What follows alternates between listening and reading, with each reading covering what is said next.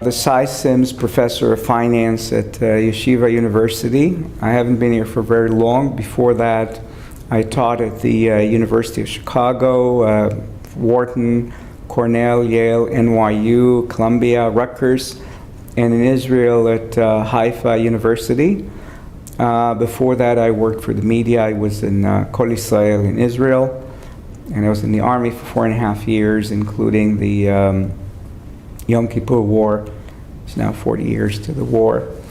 My research, I started as an energy economist, but recently meaning the last 20-25 years, I've been working on issues of corporate finance and the media and entertainment industries. Those are kind of the most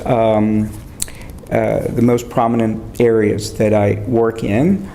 Corporate finance, issues of bankruptcy, mergers, capital structure, and issues and debt structure, issues of that kind. So everything is relative.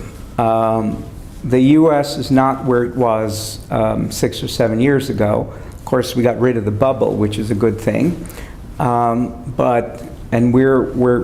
are working our way to a better future, but it's not there yet. On the other hand, relative to Europe, we're in a very good situation. Europe is in a much worse state than the U.S. So in that sense, if you look at all the statistics, all the numbers, the U.S. is going the right way. And I believe that the policies that the U.S. has taken are basically sound. We can, of course, argue about whether we should have the stimulus should have been higher or lower, whether the government should still keep interest rates that low. But in principle, we're going in the right direction, and I'm very optimistic about the U.S. in the short run and the long run.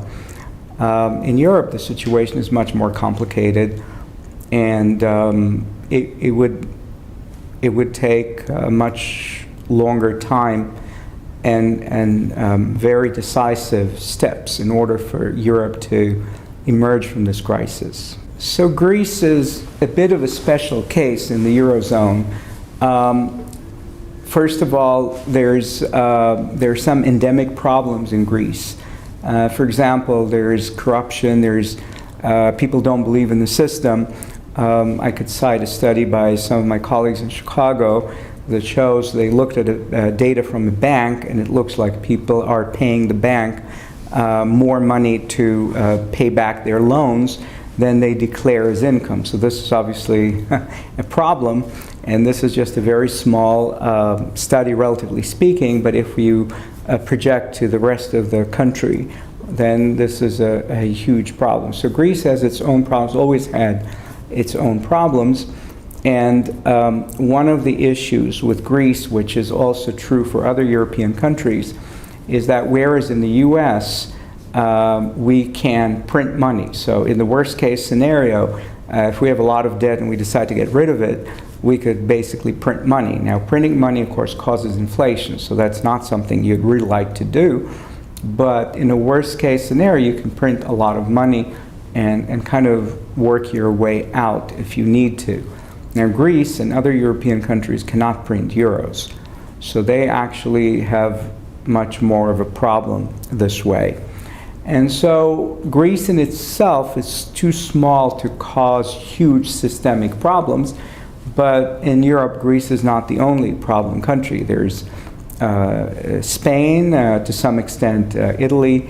So because of the fact, to a large extent, because of the fact that they have no flexibility in the currency, they can't print money, the currency cannot be devalued and take care of, to some extent, of the problems and therefore increase exports, for example. They have a big problem, and there are essentially two ways out. One way is to split the Eurozone, and the other way would be to make it much more centralized, whereas one central bank like the U.S. would basically control the monetary policy of the entire Eurozone, very much like the U.S. I mean, New Jersey doesn't have monetary policy, or New York. And either of those are problematic because breaking up the Eurozone is not something that the Europeans want to do, and centralizing requires countries to give up a lot of policy-making tools. The good news is that Israel has weathered the storm. So Israel basically was much less affected by the worldwide crisis than Europe. And even I would say the US. Now, I'm also optimistic for Israel in the longer run. In the short run, there could be some issues that Israel has to address, is trying to address. One thing that I should have said about Europe, the policy of budget cuts and basically trying to cut government expenses to a large extent the way it went in Greece and Spain has not been very successful. That's a fact.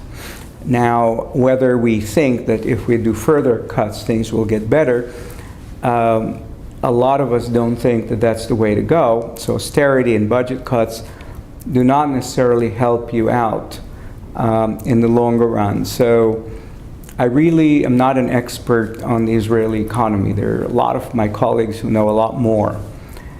But I'm a little concerned about austerity policies and budget cuts because of the reason that in Europe it didn't quite work very well. And I mean, the way to explain why austerity may not work is because it's basically, okay, you have a big debt, you have a lot of debt, and now you're saying, and you can't pay, so Greek case.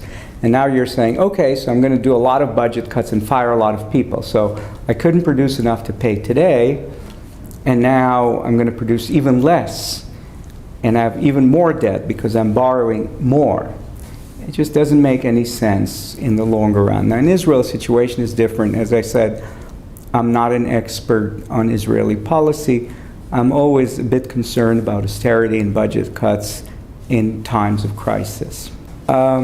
As I said, it's, I don't really want to talk about any personalities, particular personalities.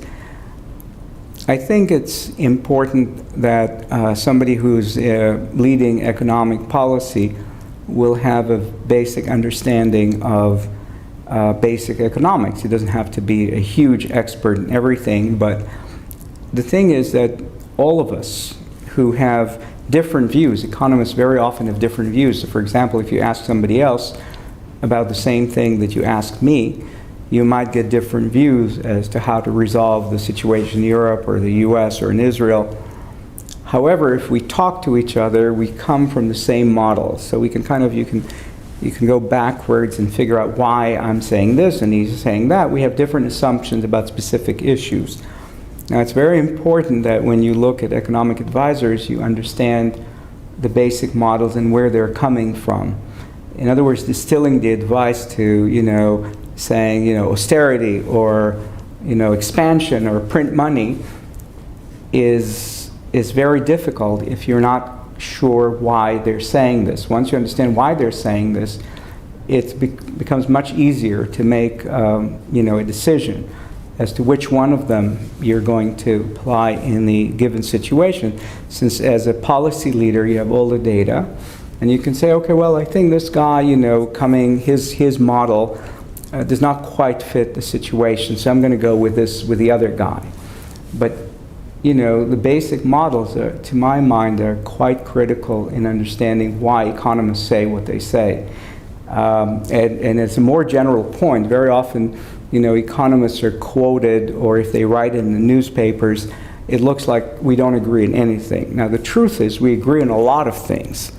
But in most of these models, you make different assumptions, you come up with different conclusions.